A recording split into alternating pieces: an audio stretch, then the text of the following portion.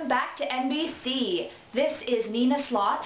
We're at the Chicago Shakespeare Theater right after a matinee performance of the Globe Theater's Hamlet. We are now going to speak to everyday audience members just like you to find out what they thought Hamlet was about and why.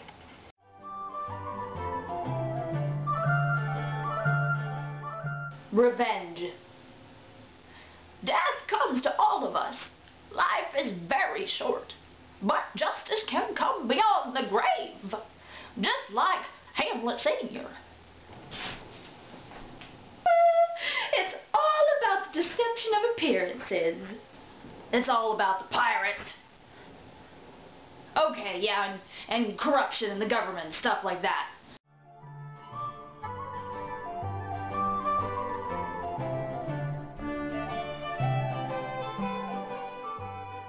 Oh yeah, I mean, come on. Revenge isn't good. Hamlet wants it, Hamlet dies.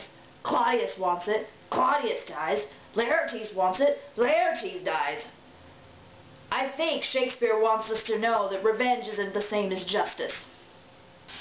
Well, you know, I like that. I like that Hamlet Sr. It seemed to me that he had the right thing going. You know, he came from the depths of hell to tell Hamlet Jr. that Claudius had done something very bad. And he comes back to tell Hamlet to not hurt his mother when he might have.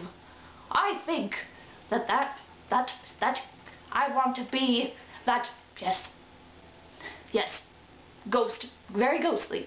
Life is short, you'll understand when you're my age.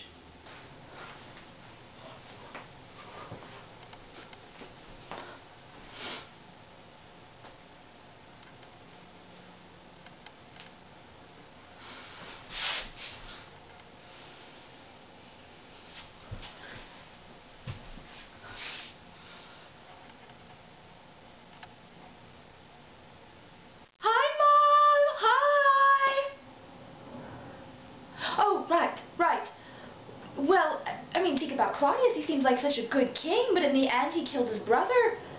I mean, Rosencrantz and Guildenstern seem like good friends, but in the end, they're bad friends. Well, yeah, I mean, think about how something's rotten in Denmark. The state is corrupting like a corpus, like a corpse, a carcass on a faraway island.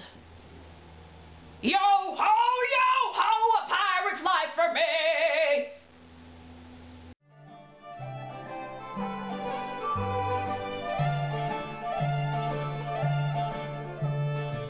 You know, it's amazing that one play has so many ideas and asks us to consider so much.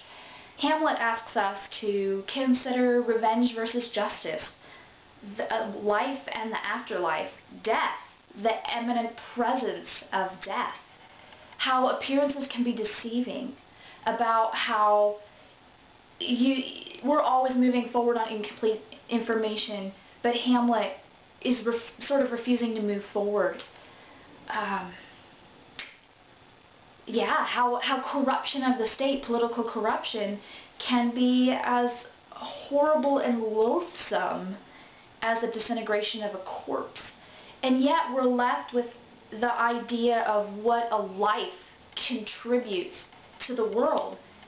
You know, there's themes within the play that Shakespeare asks us to consider, you know, kind of big lessons, you might say, that exist within the world of the play, and we get to decide as viewers or readers whether it actually applies to the world we live in. But, you know, for one, Shakespeare seems to say pretty clearly that revenge and justice are very different. Hamlet seems to go wrong when he starts to desire his uncle's eternal destruction as more than just simply justice. Laertes, a very good, solid, strong man, a wonderful foil for Hamlet's indecision, really changes as soon as he desires Hamlet's, you know, he wants revenge on Hamlet. He doesn't simply want Hamlet to be sent away for the death of Polonius. Laertes wants him to die in a horrible way. The idea of betrayal, that betrayal will out, that there will be justice done somehow, shows up in this play again and again. You look at the end scene, everyone who has been a part of betrayal has contributed to betrayal. Gertrude, Claudius, Hamlet, Laertes are dead. The one innocent who dies in the play is Ophelia. And, I mean, arguably Polonius, but Ophelia is a true innocent who suffers because of the actions of others. Her death pushes the story forward. But the big idea I think that Shakespeare wants us to come away with is that the truth will out, justice will be done. It just may be pretty painful. Another big idea is how appearances are deceiving. How Claudius appears to be a fantastic king, but actually is a secret murderer. There is a repeated idea, a motif, of listening versus seeing in the play. And, you can take out your highlighter and circle all of those references to seeing and hearing. A massive moment when the two are incredibly, completely different, and it changes the course of the play, is when Hamlet hears something when he's in the closet with Gertrude, and he assumes it's Claudius. So Hamlet takes out the dagger, stabs through a curtain, and it's Polonius, who was eavesdropping, but probably shouldn't have been stabbed. And that changes the whole course of the play. I think what we really need to grapple with as viewers and readers is why Hamlet? Why this single play? Why is it being taken all around the world, to every country in the world? What about it is so important and so worth it that most high schools teach it? That it's been translated into every language. That is one of Shakespeare's most popular plays, probably only seconded by Romeo and Juliet. So why is it? What does it give us that no other play can give us? What does it require of us that we have to think about?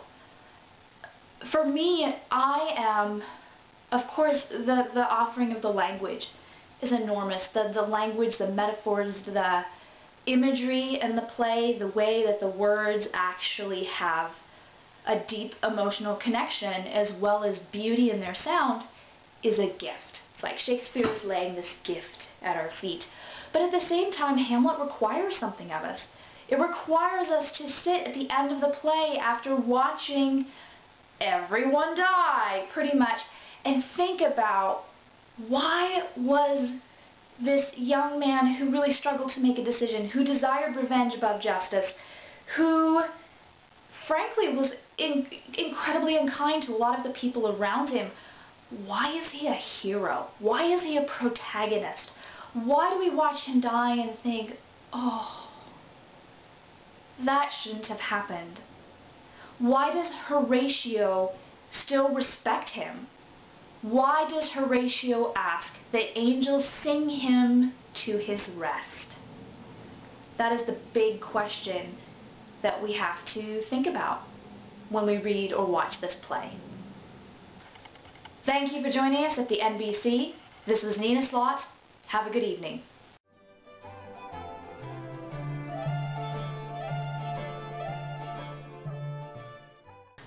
Hamlet is all about the lies. Now, if you'll excuse me, I need to go get some coffee.